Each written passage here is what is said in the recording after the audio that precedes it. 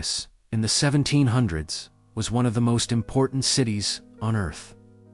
By the early 18th century, more than 500,000 people lived here. Kings ruled from nearby palaces. Philosophers argued in cafes. Merchants, workers, nobles, priests, and beggars all shared the same narrow streets. In this video, I use modern AI tools to bring historic paintings, engravings, and prints to life, allowing us to shift perspective, change camera angles, and move through the same scenes in ways their original artists never could. We are not only looking at Paris. We are walking through it. First, I want to talk about the heart of the city. One this view shows, the Île de la Cité, by the 1700s. The Île de la Cité was still the symbolic center of Paris. This view shows the island rising from the Seine, bridges pressing in from every side, and Notre Dame dominating the skyline. In the foreground, boats unload, firewood, wine barrels, and sacks of grain. In the midground, clerks hurry across the Pont Neuf. In the background, Notre Dame's towers loom above everything, dark against the sky. The air smells of river water, smoke, bread, and horse sweat. Bells ring almost constantly. Street vendors shout. Lawyers, priests, beggars, and soldiers mix in the crowd. Tension is everywhere. Pickpockets work the bridges.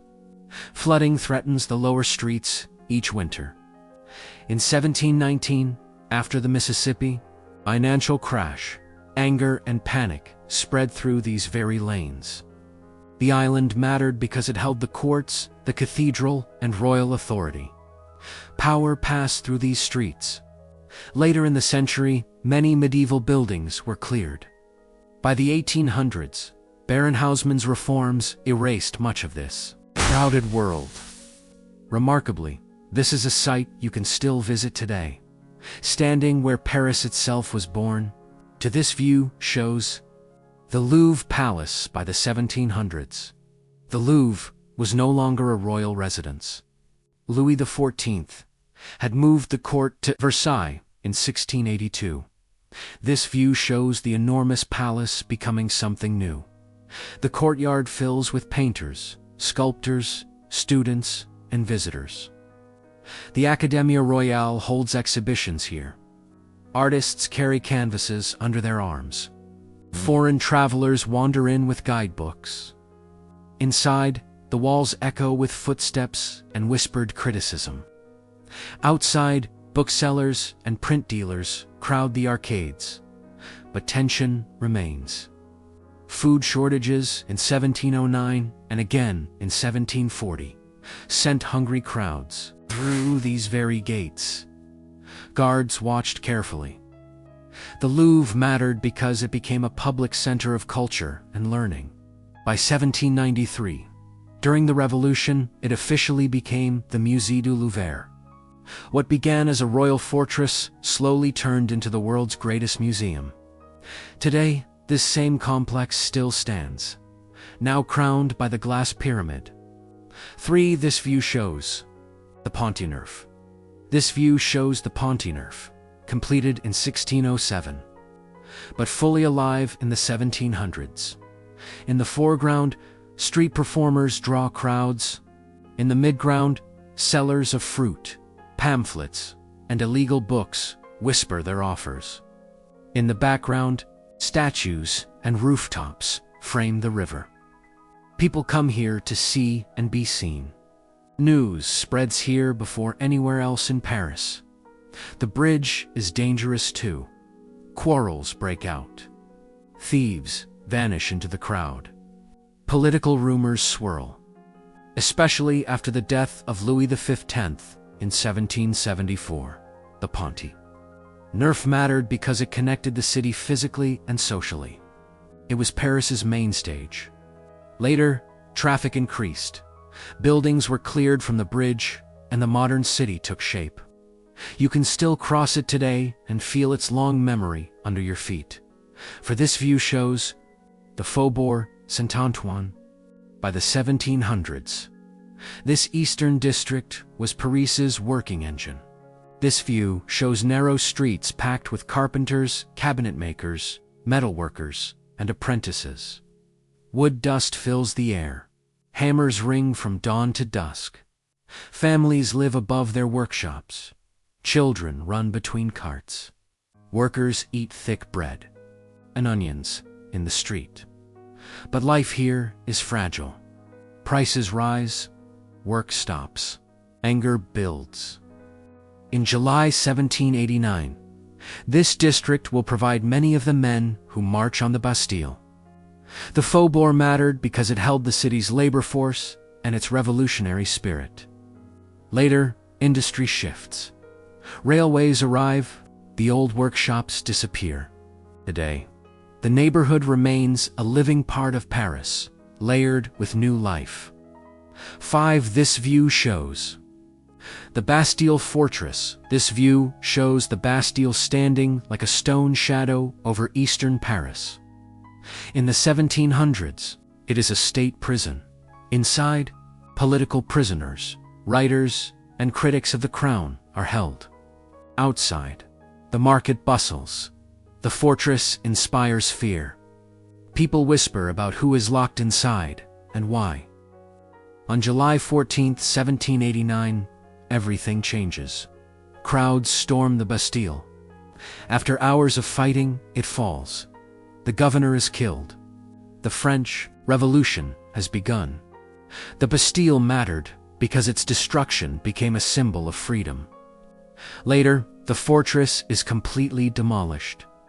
Stones are sold as souvenirs. Today, the Place de la Bastille stands where it once loomed. 6. This view shows the Palais-Royal. By the mid-1700s, this was Paris's most electric public space. This view shows arcaded gardens filled with cafes, theaters, gambling houses, and bookstores. Philosophers argue here. Spies listen. Revolutionaries meet.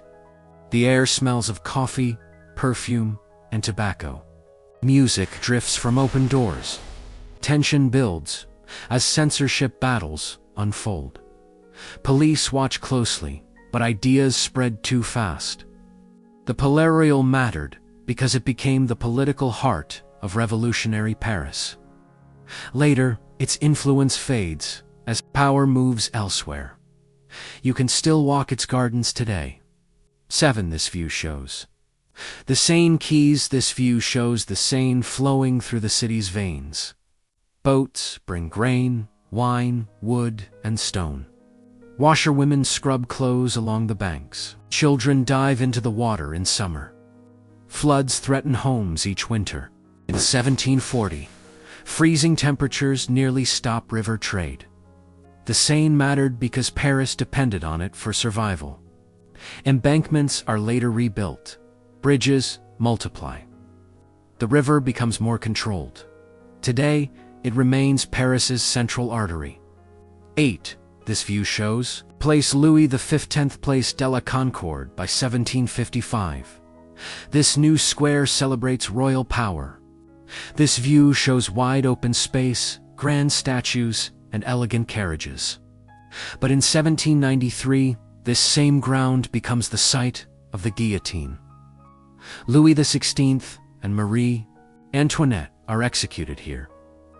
Power collapses in full view of the people. The square mattered because it witnessed monarchies fall.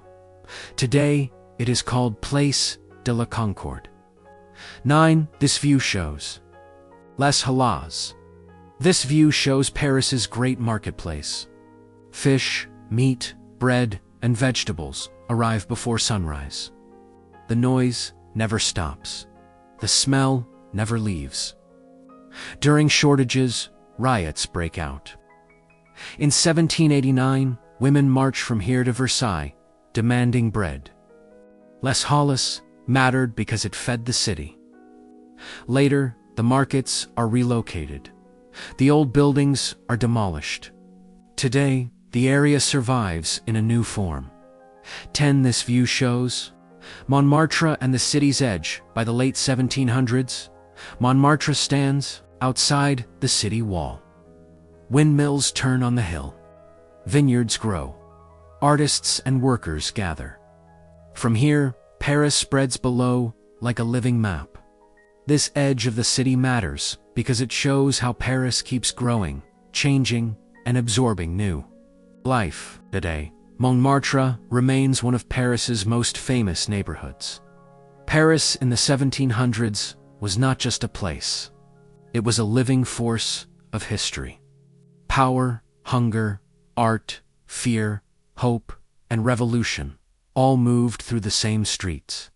And when we look at it this way, through moving images, through reconstructed space, the past feels close, almost touchable. If there's another city, moment, or scene you'd like me to explore next, let me know in the comments. Again, thank you so much. You have not enough humanizer words left. Upgrade your surfer plan.